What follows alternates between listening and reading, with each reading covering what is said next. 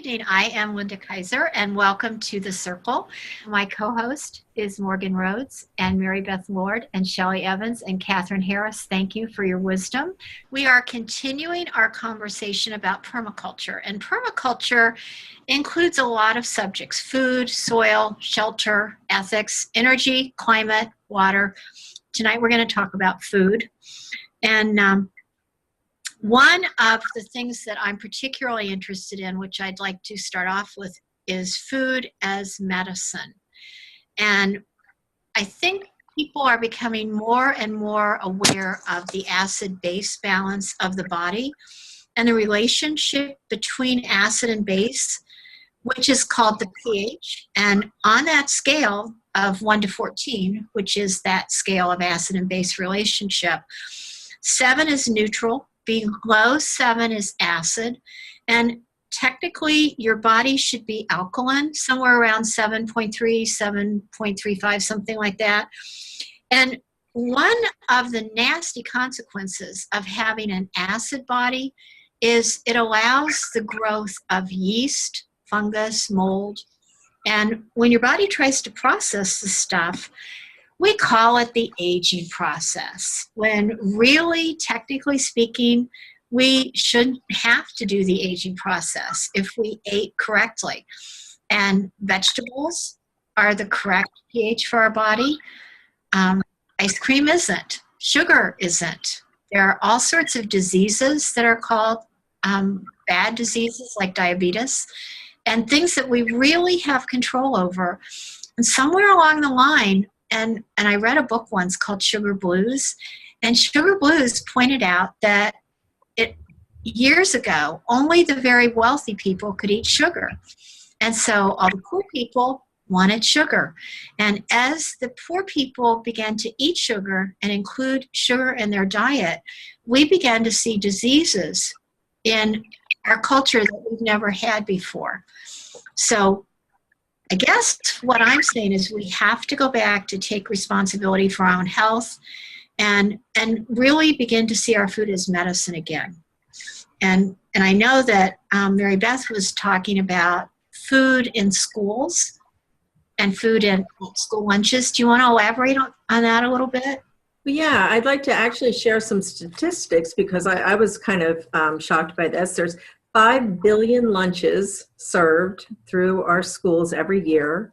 There's over 30 million children who are eating these school lunches, and over 20 million of those children are receiving free or reduced lunches because of being at the poverty level. So that tells you a lot right there, which is very sad. It's people in the community are really working to try to educate people as to what the children are really being fed. Pizza and French fries, they're considered vegetables, but there's been a push on the last couple of years to really be innovative, to try to get vegetables and fruits in schools that look appealing, that children want to eat them. So there's one movement, it's called Chefs in School, and they actually bring the chefs in and cook really appetizing food. They display it beautifully, and it's proven that the children are eating 3 to 4 times more fruits and vegetables when they're presented in a really lovely way like that. In Marin City, California last year, they were the first school district in our country to go totally organic and non-GMO. So I really want to applaud them. And there are other school districts that are trying to follow, but again, it's the cost of the food and it's the cost of the preparation and all of that. But it's going to be the moms and the dads and the grandparents that are going to make this movement happen. There is a lot more awareness now as to how our foods are genetically modified. So people are very concerned about the children's health. I love the idea of the chef in school, and I want to present it to our school districts around here. You don't actually need to have a chef in every school. A few districts have tried hiring a really top-class chef and having him or her basically teach all of the cooks in the district. how to, make food palatable and, beautiful to look at. And the schools are having phenomenal success. So, when you think about 5 billion meals being served to our children, I would certainly hope that every parent would be thinking about what the children are eating. There's going to be a link with our show that'll take you to a Time magazine article online where you can actually go on and view photographs of different school lunches that are presented to children around the world. And when you see how children in Japan and in Greece and in Italy and Korea, when you see their lunches and how beautiful and healthy and colorful they are compared to the chicken nuggets and the French fries and the vegetables in the high fructose syrup that's served in the majority of our schools, I think it's a really great visual to help, people understand what we need to do with these school lunches. Many of those countries that you just mentioned are also related to the ones who disallow Monsanto now, who've taken the reins in their own hands and said, no more. Yeah, no more it's a little behind on that, but we're getting there. There's a huge movement now.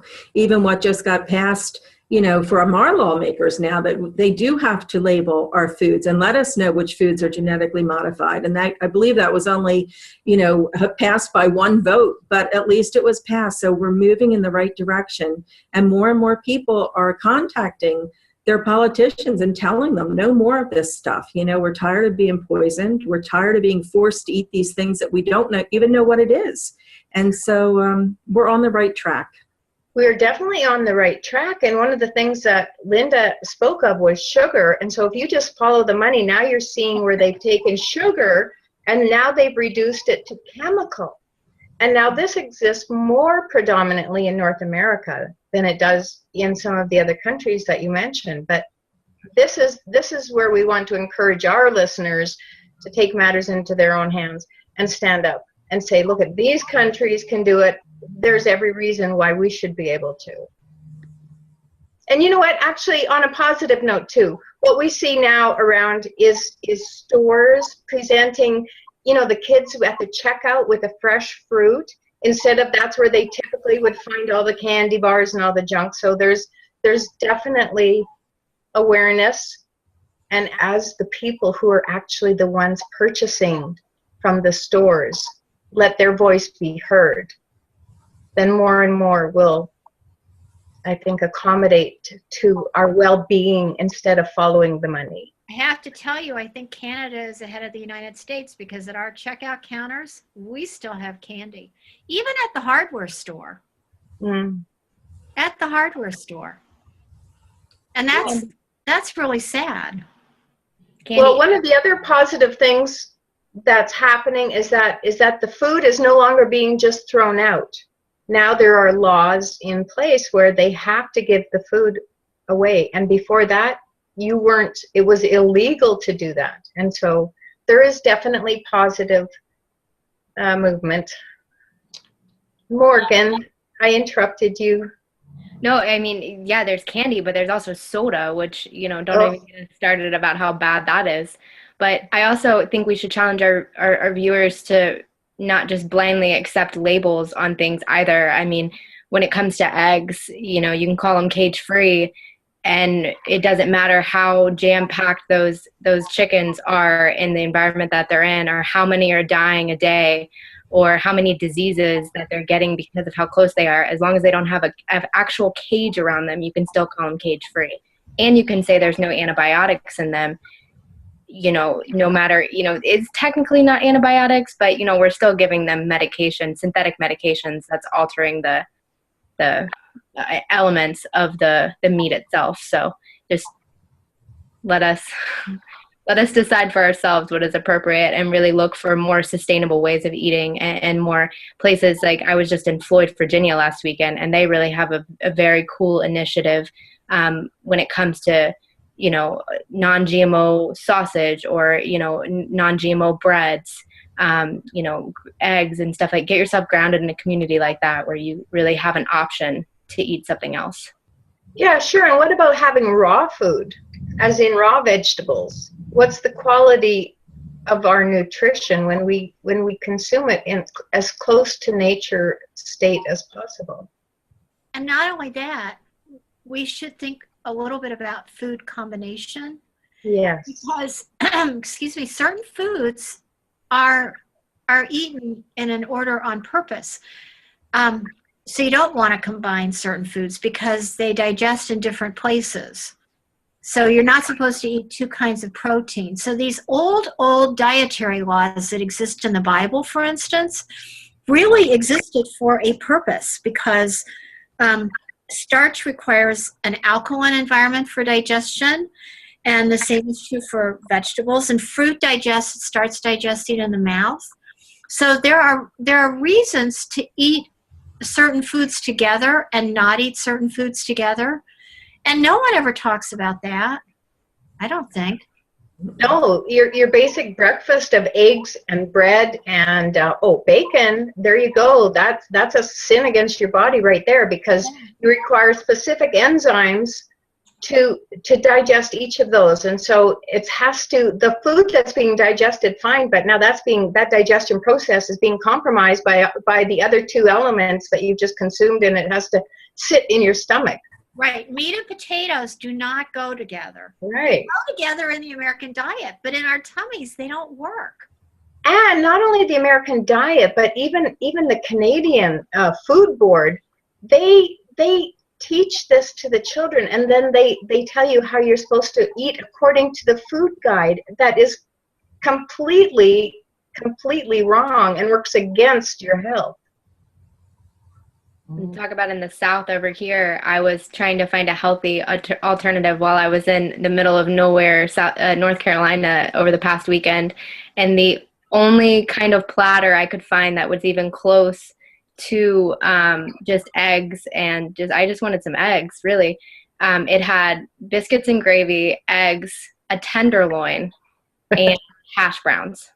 So, I mean, in the South, we're really not doing it very well. You know, Cracker Barrel is not really helping us thrive.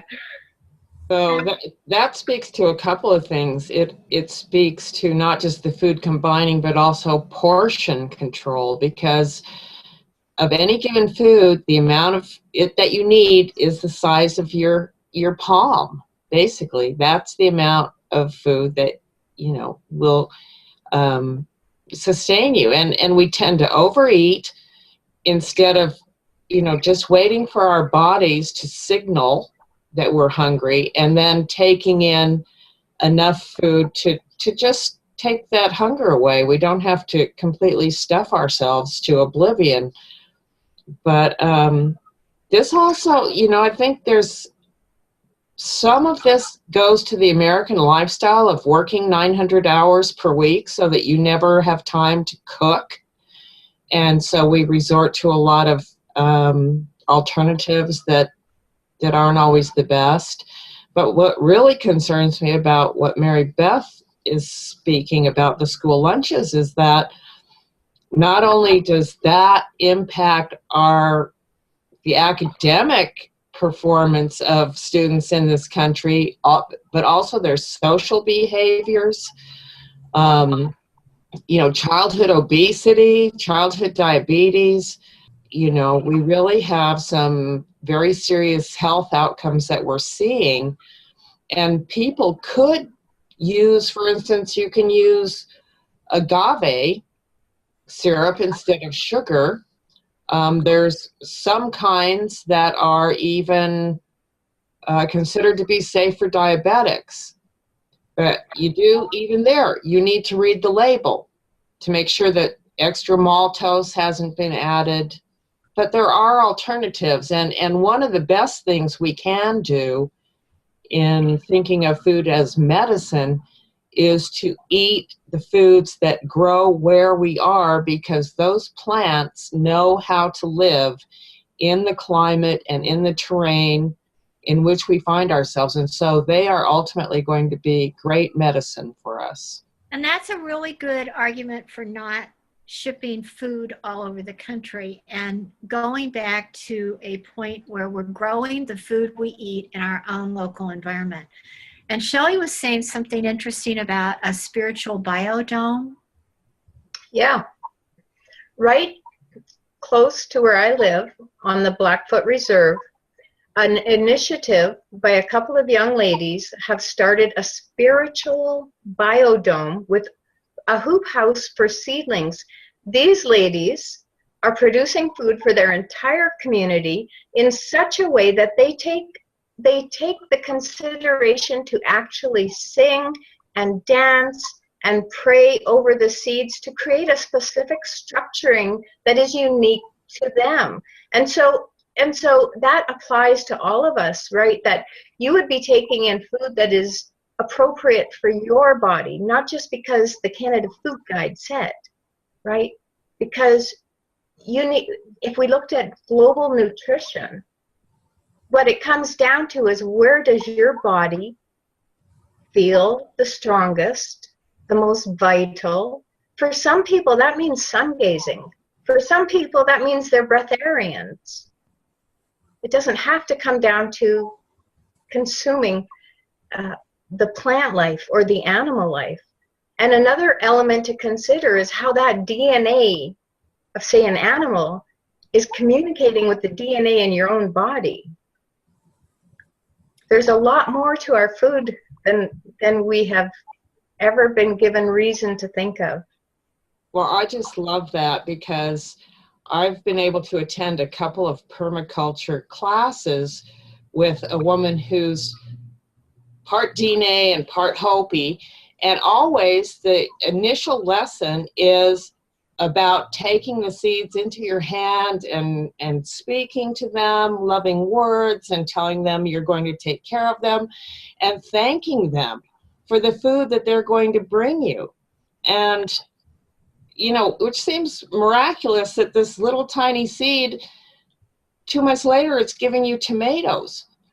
It's really amazing. But I just love that there's that lesson from the heart to start the whole process off. And so I really appreciate that perspective. I read a book a long, long time ago, I think maybe 1975. And it was called Diet for a Small Planet. And it was written by a woman named Frances Moore Lape. And that book affected me more than anything I've ever read. That was the book that I read, that and I stopped eating meat. And I haven't eaten meat since I read that book. And her point was that if we have a lot of people in need of food on this planet, and that if we eat meat, that grain that is used to feed the cow actually could feed 18 people if it weren't used to feed the cow. So we're cutting down the rainforest. We're taking that meat in a very, very selfish way. It creates a lot of methane on the planet. I've heard anywhere from 20 to 50%. I think probably 20 or 30% of all the methane gas that's produced is produced by cows and pigs and feedlots. So for a whole bunch of reasons, I stopped eating meat. And I have real arguments with my friends that think meat has to be eaten. You know, I have a girlfriend, and she goes, "Oh, my body demands meat." Do you guys think about that? Do you all eat meat? I've been a vegetarian forever. I mean, since early childhood. I mean, at first my parents would put meat on my plate, but I'd either feed it to the dog or my little sister. So it was by natural choice. But it's because I didn't feel good putting that into my body, and I recognize that naturally. Yeah, well, gradually now I'm finding that I can't eat chicken anymore. Because and how much of that is the chicken and how much of that is the pesticides and the injectables that go into I that have chicken? my own chicken, and I started having my own chickens and raising my own eggs. I learned how cute the chickens are and what little personalities they have. And I had one chicken named Polly Chicken, and Polly would ride around on my shoulders. And you could call Polly, and she would come running. They know their names. Mm-hmm. And they are adorable, smart little birds. And now I'm at the point where I just don't even want to eat a piece of chicken anymore. So, well, that's really incredible, because that's the consciousness of our planet that's also changing. Right. So I think that's a beautiful thing. The other thing that that I don't ever do anymore is I never microwave my food, Right. because microwaving destroys the enzymes, and that's the life energy of the food. And I know that we go to restaurants and eat out, and I always wonder if the food is microwaved when I go to a restaurant. And I know in Russia has done extensive research about microwaves and its effect on food. And a lot of restaurants there, you're not allowed to use a microwave. Wow. So I don't know if maybe we should do that too. I used to wait tables in college, so from my experience, some of the food was microwaved, especially when it was closer to the end of the night and the chefs, really they wanted to kind of shut down, and they weren't as concerned about, the food that was going on the table. Unfortunately, and I had my own piece to say about this, but unfortunately that was the reality of it. And, I wasn't cooking the food. But, to add to that, even the meat discussion, I mean, let's talk about dairy too. I know I went on a vegan diet with my father, and I didn't eat dairy and I still don't eat dairy. I didn't eat it for probably about 6 months to a year. And I had eaten it here and there before, and now my body can't even process that enzyme. I mean, even if, I were to take something over the counter or something to try to help that, which, I don't like that either. I would assume it would probably make me break out of my face or something like that in some other way, because we're the only animals in nature that drink milk after infancy. I mean, I really think that we need to get back to what's natural and what's simple. And I keep hearing people in our GMOP family talk about building what endures, and thinking, even into the Native American tradition of thinking 9 generations ahead of what's going to be sustainable and what isn't. But on a positive note, there really is a movement. Speaking of just getting back to what's natural and simple, there's a music movement going on, just kind of, focusing on getting the entertainment industry and local community building back to what's natural and simple. There's a band called Rising Appalachia, and they are really trying to take musicians off that kind of pedestal and that, shed that stage persona to really, be worker bees and use their talent and their audience to be worker bees in the environment. And they are, their slow music movement, they're touring slower, and they're really plugging into the community while they're there, but they're also eating backstage, farm to table more naturally. But they just partnered with the Permaculture Action Network, which is really involved in, especially in one-day events called Permaculture Action Days. But they're trying to, bring folks together in a particular region to really work directly implementing systems that work and that will endure when it comes to farming and, greenhouses and rainwater catchment systems and things of that nature. Yeah, I know a lot of people here are switching to other forms of milk other than cow milk, because cow milk has nothing similar to human milk, but goat milk does. Goat milk is very close to human milk in its constituency. But people here, at least when I go to the store, the shelves have soy milk and nut milks and things like that, which never used to be around. Right. Well, and another element would be to consider in that same vein would be the greens, which is so molecularly close to human blood. Yeah, you're supposed to have vegetable juice before a meal or a salad, right? But the vegetable juice is very good for you, and it's alkaline. We think that vegetables are acid, but they're not. And that's the other thing about microwaving. When you microwave a food, it turns acid, and that's what we don't want in our body. So that's another reason never to use your microwave. And it gets far more disconcerting than just that. Look at the packaging. For example, how many people microwave popcorn for convenience? Oh, my husband. All those chemicals and plastics dripping into your popcorn. And that's only one example. Sorry, Linda, was that your favorite? Tell Chris that, will you please? You have to tell him this. It makes me crazy, Shelley. You can get a video and show him slow motion chemical and plastic dripping onto his, not just popcorn, any of the prepackaged foods for our convenience. Microwavable plastic. So Scary. Mary Beth, you have a garden, right? I have had gardens. Yep. Last year, the animals ate my garden. I got very little food. But yes, I do love gardening. So do a lot of people in your neighborhood have gardens? Yes, we have a Is there lot of gardens. resurgence? Pardon? Is there a resurgence in gardening, in your opinion? There absolutely is. I walk my neighborhood all the time, and for a long time there was very few people that had gardens, and now some of them are so elaborate and beautiful. And yeah, and we have a lot of farms around us as well that are going organic now, and a lot of people are, going there to get their fresh vegetables. We also have some farms where you can rent a little plot and do your own farming there. So yeah, it's really a great resurgence. Very happy about that. We have a new community garden going in our town. It's a big effort. It was a big fundraiser, and some wealthy people matched a lot of donations. And so there are little garden plots now, and they built a playground next to it. So when the moms come with the kids to work in the garden, the kids have the playground, which I thought was wonderful. So Morgan, what do you see? Take us out.